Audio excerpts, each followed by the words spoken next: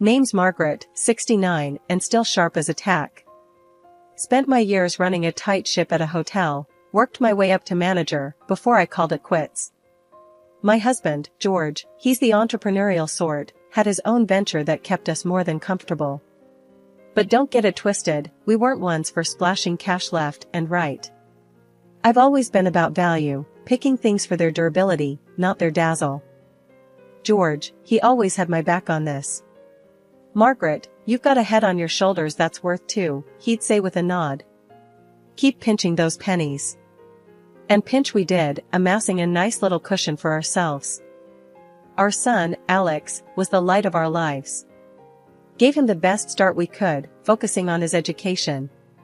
Post-college, he dived into the family business, learning the ropes from George.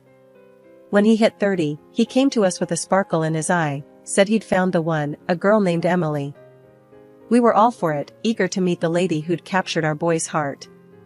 Now, George, he's got an eye for character, and he wasn't sold on Emily from the jump. As we were setting up the house for their big introduction dinner, he muttered to me, "Margaret, there's something about that girl. Keep your eyes peeled." "George, let's give her a fair shake," I countered, adjusting the tablecloth. "Alex seems over the moon." "Just saying, keep a lookout," he grumbled, but he left it at that. The night they were to come over, I cooked up a storm. Wanted everything to be perfect for Emily's first impression of us. When they arrived, Alex was beaming, and Emily, well, she was a sight, polished and poised, but with a warmth in her smile. Dinner was laid out, and we all settled in, the air buzzing with a mix of anticipation and the scent of my roasted chicken. "So, Emily, Alex tells us you're into graphic design?" I ventured, hoping to break the ice. "Yeah, I love it. It's my passion, really," Emily replied, her eyes lighting up. "But tonight, I'm more interested in this amazing dinner." "Margaret, you've outdone yourself." George chuckled, his usual stern demeanor softening a bit. "Don't let the food distract you too much. We want to know all about you, what makes you tick." Emily laughed, a genuine, easy sound. "Well, I'm an open book. Ask away." The evening rolled on, with stories shared and laughter bouncing off the walls. George, ever the skeptic, threw in his tough questions, but Emily held her own, her replies both thoughtful and candid. That night I felt a warm glow in my heart. Sure, George and I were cautious by nature, but seeing our son so happy, so in love, it was worth opening our doors, and our hearts, to whatever came next. Life had a way of moving on, even when you tried to stand still. After Emily joined the family, I did my best to stick to my guns about not meddling. Adults will manage their own lives, I'd always said. But sometimes, what you want to believe and what's staring you in the face don't quite line up. George repeated his concerns. "That girl, she's got an angle," he said to me one quiet evening.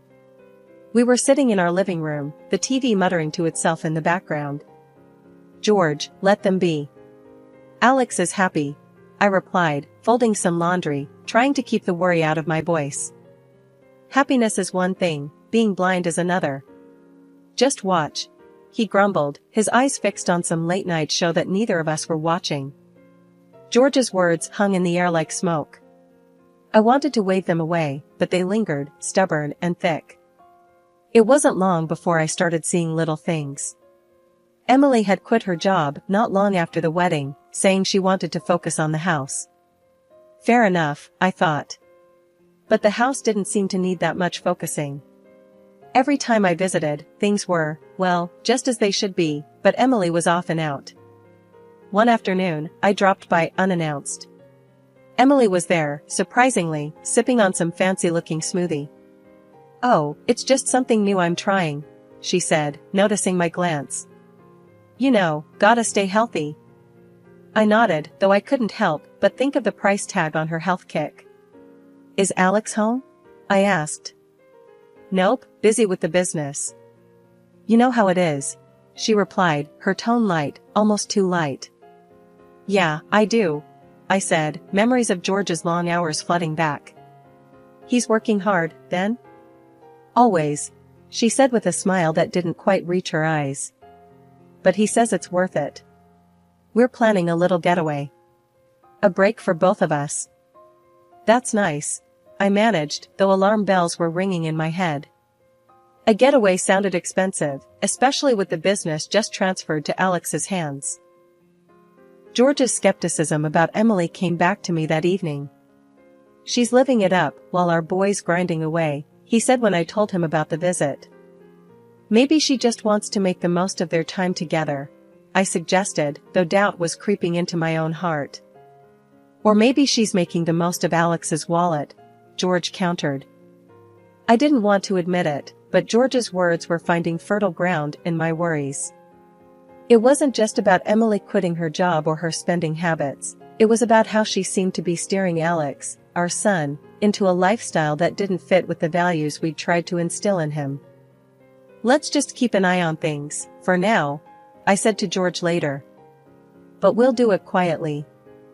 Alex is a grown man, and he needs to make his own decisions. George nodded, but there was a resolve in his gaze. We'll watch. And when the time comes, we'll be there for him. Life kept rolling, and despite my best efforts to keep a lid on my worries, things got a lot more complicated. George and I had our suspicions about Emily, but we never expected the curveball life was about to throw our way. It was out of nowhere. George, my rock, started feeling off. Nothing specific, just tired more than usual and a bit under the weather. We thought it was just a bug or the tail end of a cold. But when he didn't get any better, I nagged him until he went to see the doctor.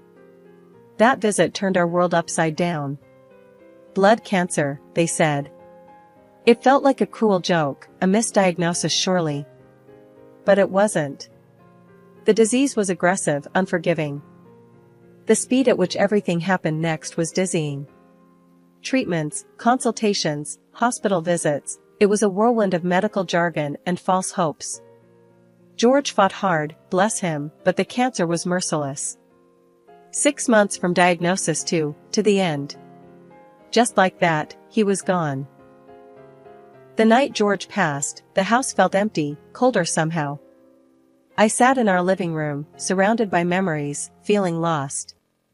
George's warnings about Emily, his concerns for Alex, echoed in my mind. He'd been trying to protect us, even when facing his own mortality. We'll watch. And when the time comes, we'll be there for him, he had said. And now, it was all on me. The grief was a heavy companion in those days. But amidst it, there was a resolve forming inside me. George's passing was a stark reminder that life was unpredictable, and sitting back wasn't an option anymore. I had to keep an eye on Emily and Alex, maybe even closer now than before. George wouldn't be there to share his observations or to back me up, but I knew what needed to be done. When I got the news that Alex and Emily were expecting, it was like a burst of sunshine through the clouds. I was over the moon, thinking about the little one on the way. I figured it was the perfect chance to bridge any gaps between me and Emily. She seemed keen on the idea too, so I started dropping by their place more often, lending a hand wherever I could. I was all in, buying bits and bobs for the baby, nothing fancy, just good, solid stuff that I thought would come in handy. One afternoon, I showed up at their doorstep, arms laden with goodies. Emily's reaction, though, was far from what I expected. She sifted through the bags with a look that could sour milk. What's this? None of these are brand names, she said, her voice dripping with disdain. I was taken aback, not gonna lie. Honey, when it comes to babies, it's the quality that counts, not some fancy label. I tried to explain, keeping my voice even. Emily tossed a stuffed animal back into the bag like it was trash. Alex's got the money. And with his dad gone, well, it's ours now. We can afford the best for my daughter. Her words stung. Those savings are the result of years of careful spending. I shot back, feeling my temper rise. She just smirked, throwing the gifts aside. I deserve the best. So does my baby. I tried to chalk it up to hormones, telling myself things would get better once the baby arrived. But deep down, I knew we were worlds apart in our thinking. Visits to their house became more frequent as the due date approached. I wanted to be there for Emily, despite our differences. But every conversation seemed to circle back to her wanting the most expensive things for the baby, things that screamed more about status than sense. One day, I couldn't hold back. "Emily, love, you know all these fancy things won't make a bit of difference to your baby, right? She needs love, warmth, and care, not designer labels." Emily huffed, rolling her eyes. "You just don't get it. This is how I want to raise my daughter." "Alex agrees with me, don't you, babe?" Alex, caught in the middle, looked like a deer in headlights. "Well, I just want what's best for you and the baby, Em." I sighed, realizing this was a battle I wasn't going to win. "Just remember, it's the time you spend with your child that counts, not the money." Emily's response was a dismissive wave as she turned her attention back to her phone, scrolling through pages of high-end baby gear. Leaving their house that day, I felt a mix of anger and sadness. It wasn't just about the money or the things. It was about values, about understanding what really mattered in life. I hoped, for Alex's sake and the baby's, that Emily would come to see that. But as I drove home, I couldn't shake off the feeling that we were heading for trouble. After the little one came into the world, I thought things might settle down. But boy, was I wrong. Emily's taste for the high life only got worse, turning my son's house into what looked more like a high-end store than a home. Cribs, strollers, toys, you name it, if it had a designer label, it was probably somewhere in their living room. I kept telling myself it was all for my granddaughter, that she deserved the world and more. I spent as much time as I could with my granddaughter, taking her out for walks, just soaking up all the joy she brought into my life. I never asked for a dime from Emily for helping out. Truth be told, I would have paid them for the privilege of spending time with that little angel. One day, I came back from a walk a bit earlier than usual. My granddaughter needed a change, and I figured I'd pop in without making a fuss. Emily gave me a key for emergencies and to drop off food now and then, so I let myself in quietly, not wanting to startle anyone. As I tiptoed through the hallway, I heard voices coming from the living room. Emily was chatting with a friend, and what I heard next stopped me dead in my tracks. They were talking about money, my money, and Emily's plans to take a hefty chunk of it, divorce my son, and leave him high and dry. My heart sank as she went on about how little she cared for Alex and their daughter, how she was eyeing a way out and into the arms of another man. Panic and disbelief gripped me as I scrambled to get my phone out and hit record. I needed proof, something to show Alex, to protect him and my granddaughter from this scheming. But just as I got close enough to catch every treacherous word, my granddaughter stirred in my arms and started to cry. I quickly stashed my phone away and stepped into the living room, feigning ignorance. "Oh, I didn't mean to interrupt," I said, keeping my voice steady despite the storm raging inside me. "Just came in to change this little one." Emily glanced up, her face a mask of surprise that quickly shifted back to that cold, calculating look I'd come to know all too well. "No problem, we were just finishing up anyway," she said, her voice dripping with faux sweetness. As I changed my granddaughter, my mind raced. How could I have been so blind? How could I protect my son and this innocent child from the fallout of Emily's selfish plans? The revelation hit me like a ton of bricks. I knew I had to act, and fast. But first, I needed to gather my thoughts, to plan my next steps carefully. My son's future, my granddaughter's well-being, they all hinged on what I did next. As I left their house that day, a resolve hardened within me. I wouldn't let Emily destroy my family. I had the truth on my side now, and I'd do whatever it took to expose her deceit and keep my loved ones safe. The walk home was a blur, my mind a whirlwind of fear, anger, and determination. This was war, and I was ready to fight. For my son, for my granddaughter, for the memory of a husband who had always taught me to stand up for what's right. The morning after I overheard Emily's shocking conversation, I was all set to call Alex and spill everything. But, as fate would have it, he beat me to the punch, ringing me up first thing. What he said next floored me. "Mom, I think it's best if you don't come over anymore." Alex's voice was strained, awkward. I nearly dropped the phone. "What are you talking about, Alex? Why? He hesitated. Emily, she's saying things got messy at the house after your visits. And some stuff's missing. Expensive stuff. I felt like I'd been slapped.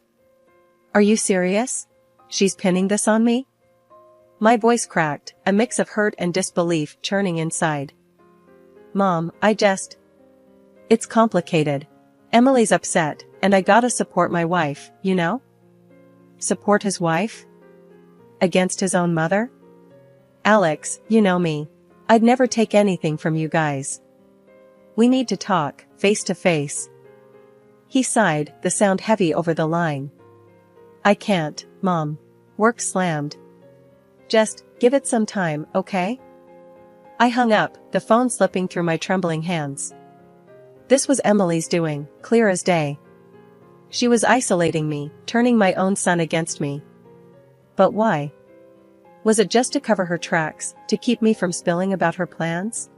I was in a daze, the accusations ringing in my ears. Me, accused of making a mess, of stealing? It was ludicrous, hurtful. And the worst part was Alex believing it, even for a second. In a world turned upside down, I found myself knocking on the door of my old lawyer, Mr. Thompson. The office smelled of leather and wisdom, a comfort in these turbulent times. Mrs. Davis, what brings you in today? Mr. Thompson asked, peering over his glasses as I took a seat across from him. I spilled everything, the whole sordid tale. He listened, nodding, his face a mask of concern. After I finished, he leaned back, steepling his fingers. Your husband was a wise man, Mrs. Davis. He saw the potential for trouble. The will, it's quite clear. You're the sole heir. Alex, well, he's essentially in a managerial position as long as you're around. The money they've been burning through? It's from a special account, already near empty. I felt a mix of relief and sadness. George, always looking out for us, even beyond the grave. So, what's left is safe from Emily's grasp. Exactly. Only you can access the main reserve, and not for another 2 years, he confirmed. I sighed, a weight lifting slightly. George, he always was thinking ahead. Mr. Thompson suggested a next step. Hiring a detective might be wise. Gather evidence of Emily's actions. It could be crucial. I shook my head, the thought of snooping around like that didn't sit right with me. No, I can't do that. It feels wrong. There has to be another way. Understood. But keep it in mind. Sometimes, we need hard evidence to open the eyes of those we love, he advised, his tone gentle yet firm. Leaving the office, I felt armed with new information, but burdened with how to use it. George had protected us in ways I hadn't even imagined, and now it was up to me to navigate these choppy waters without sinking our family ship. With a heavy heart, but a determined spirit, I hatched a plan that would either save my family or fracture it beyond repair. I dialed Emily, my voice steady. I've got an offer for you, one that's worth your while, $200,000. I said, cutting straight to the chase. Her interest was piqued. Go on, she replied, her tone dripping with a mix of curiosity and greed. We'll talk tomorrow. Be ready, I said, hanging up before she could probe further. Next, I called Alex. Son, I need you to do something for me. No questions asked, all right?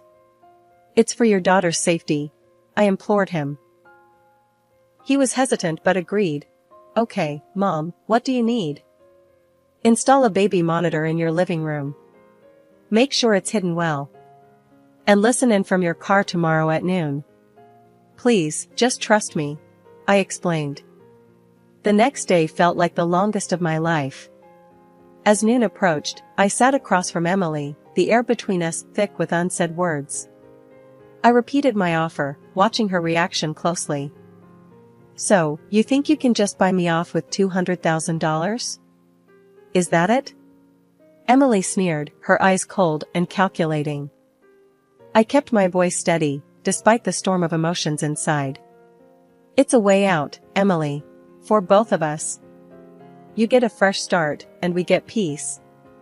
Emily laughed, a harsh sound that echoed off the walls. A fresh start? Please.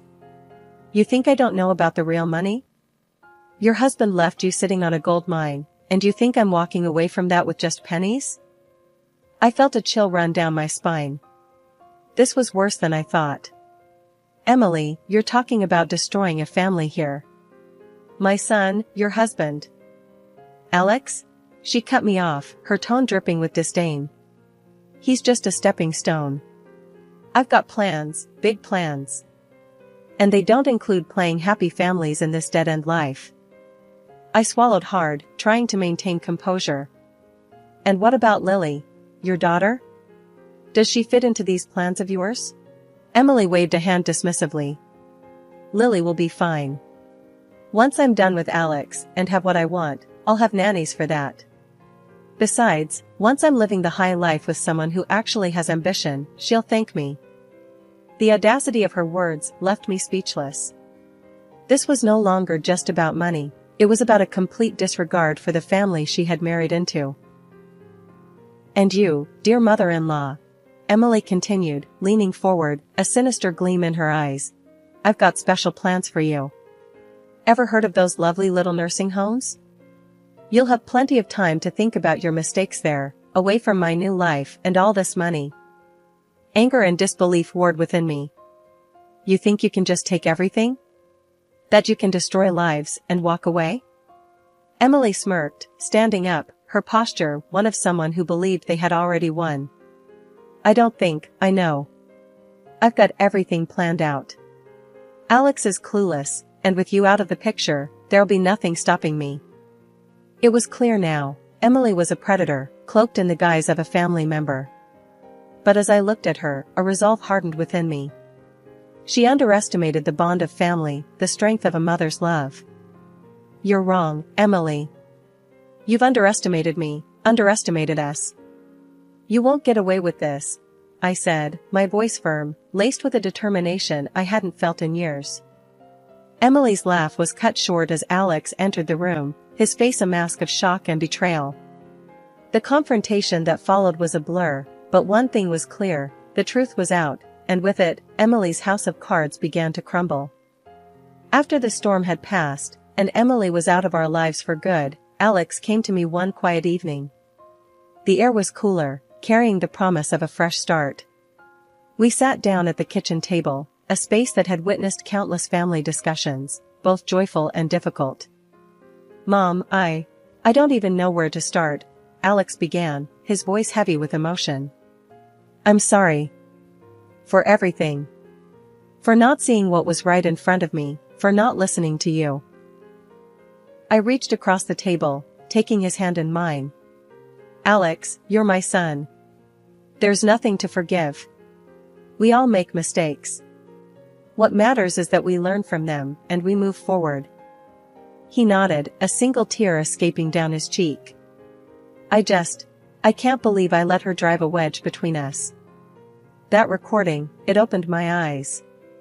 I should have known better. Sometimes, love blinds us, Alex. You wanted to believe in the person you married. No one can fault you for that, I reassured him, squeezing his hand. He wiped away his tear, a small smile breaking through. I've filed for divorce. And the judge granted me full custody of Lily. Emily, she didn't get a cent, thanks to that recording and the will Dad left.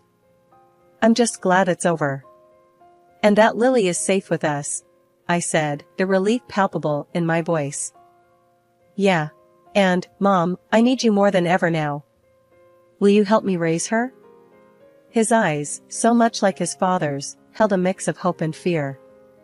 Alex, there's nothing I'd rather do more than be there for you and Lily. We're a family, and we'll get through this together, I promised, my heart full. In the weeks that followed, our home was filled with the sounds of a child's laughter once more. Lily, unaffected by the turmoil, brought a new sense of purpose and joy into our lives. Watching Alex grow into his role as a single father was a bittersweet reminder of the cycles of life. One afternoon, as Alex and I watched Lily play in the garden, he turned to me, a thoughtful look on his face. "Mom, you were right. Sometimes, we have to step in, even when it's hard. Especially when it's hard. I'm just sorry it took me so long to see it." I smiled, watching Lily chase a butterfly. "We live and learn, Alex. What's important is that we're here for each other, no matter what."